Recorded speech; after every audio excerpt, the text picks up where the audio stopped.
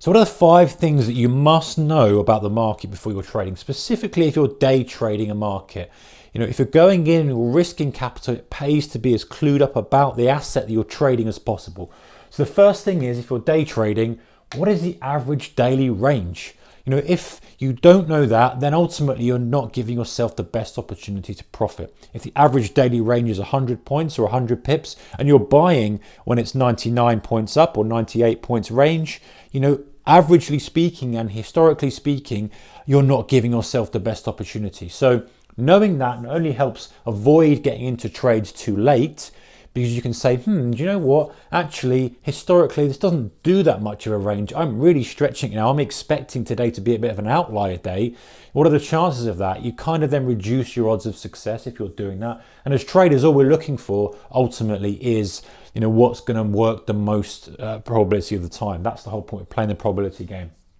And also, it helps you with your profit targets or your stop losses. So let's say you are buying and you've got a nice profit and you can see that you've only done 60 ticks in the day. You think you're on the end of a good trend, and historically the average daily range of the market you're trading is 100 points over the past few weeks, whatever that means. You've got to be careful you don't go too far. You've got to have it based on the current market conditions. But let's say it is 100 points and the market's moved 60 and you're long, then hold it for that little bit more, because the chances of it doing the full range to the upside are probably higher than it reversing all that 60 and going another 40 lower. Not to say it can't happen, of course, it does happen regularly, but just bearing in mind what your daily range is and then framing your trade between that expected range, there's your low, there's your high, and framing whatever you're doing in between that. So that's really, really important and really, really crucial, average daily range. Number 2, the active versus quiet times. Different for each market. Now, historically, or generally speaking, should I say, most markets, if you look at the indices, for example, very, very active at the open. You've got this kind of picture. So if this is volume, you've got this almost like a smile thing. So you've got lots more activity coming in here at the open. Then it goes quiet at lunchtime, and then it picks up a bit more in activity in the close. This is getting less and less and less. Generally speaking, if it's an active day, like a big move on the day, you will get that spike into the close as more and more people get involved. If it's a quiet day, you're probably going to get just the volume just sort of tails off and maybe picks up a little bit, but very, very late in the day. So if that was the FTSE, for example, 8 o'clock, the cash open, a lot of a flurry of activity as people come in and do their orders. Then it starts to calm down around 10 o'clock, probably sits and does not a lot. However, with the FTSE and with the European markets, you get a spike of volume coming into the 2:30 time period, which is when the US markets open. So if you're looking at that from a European perspective, you're kind of going to have this kind of look. So as the Americans come in and start getting involved, you get a bit more of a spike in the DAX, a bit more of a spike in the FTSE, tails off again, and then if it's a big day, a bit more of a spike coming into the 4:30 close. However, for the US markets, more traditional smile type shape, 2:30 open, a UK time open, decent volume, dries off at lunchtime, chopping around, and then if it's a big day, spike into the close, otherwise a bit of a tail off. So knowing when the active versus quiet times are, knowing that if you're trading the Dow or you're trading the European markets, the Dow is obviously going to affect the European markets. So knowing you might get that spike and understanding that. And the same with your currency trading. If you're trading FX, knowing when one continent is waking up and when the currency is moving kind of liquidity from Asia to Europe to US, that kind of thing. So understanding your active versus quiet times, because the volatility expansion is going to affect the risk you take and also the opportunity for your trade. Number 3, news and data. What news and data is coming out for your market that's going to affect your market? Some things aren't going to affect your market whatsoever. Crude oil inventories are probably not going to affect your indice at the moment. There are times in the past where crude oil is everything. People have been watching crude oil. It's been the engine, the driver of the whole market, and knowing that is going to affect the market you're trading. But something like non farm payrolls coming out or interest rate announcements, they're obviously going to affect the currency that you're trading, and they're going to affect the index that's related to that currency. So understanding which news and data coming out during the time period you're holding your trade is going to affect it. And you can go to plenty of websites and get that kind of stuff for free. And then just matching that up and understanding when that comes out and how it's going to affect your market. So number 3, I think most people are aware of that anyway. Number 4 is your time frame range.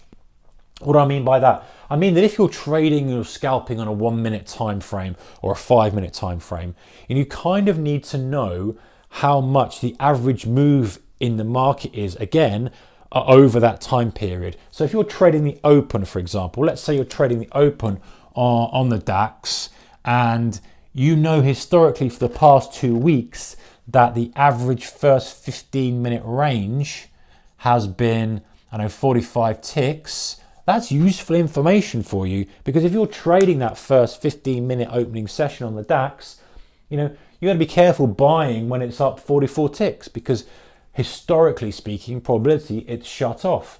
The buying is shut off and it's sat there, and maybe you have to wait for another 15 minutes for it to come in. So, you know, just understanding that, so you're not chasing moves, because markets don't move in one direction all the time. Yes, of course they do from time to time, but ultimately they're going to congest a little bit, pull back, give you some time. So if that's your first 15 minutes, your second 15 minutes here, you know, maybe you're better waiting, if it's already done that full range, for the next 15 minutes, holding back a bit and then getting involved for another leg, for example. So understanding your time frame range, so if you're trading on an hourly, whatever time frame chart, understanding, again, packaging the high or low and then working your trade out from that. So that's really important to know that, but even if you're trading currencies, commodities, whatever, because that gives you an idea of the volatility as well of the market you're trading. And also stop loss position. If you can't put your stop under a key level, which again is a little bit of an interesting strategy on its own, but you can understand that, hey, you know what, the average range in the 5 minute is this. If I go a little bit wider than this, I know I'm really wrong because I'm looking for a quick scalp. So that's that. Number 5, the last one is correlated markets. These change from time to time. You know, sometimes you're going to have something that's very, very correlated. Obviously, if you're trading the European markets and the Dow starts tanking, the S&P 500 starts tanking, there's going to be a knock-on effect to the European markets. There are times when people are looking, or traders are looking at something in particular. Yen was very popular at one point. I don't have the yen up here, I'm pointing to something that's not here. But yen was very popular at one point to watch. Crude oil, very popular. Gold had its little flurry. It moves around. Euro, the crisis. We had DAX with the crisis. So it's knowing what is affecting the market. Now, sometimes that may be something that is generally correlated. Like if you've got a commodity-based currency, then the commodities are going to affect that. If you've got something where the financials are heavily weighted in index, you have to look at the financial sector. But then the correlations will shift as you move through the years and through the quarters. So understanding what is affecting, what is driving the market you're trading.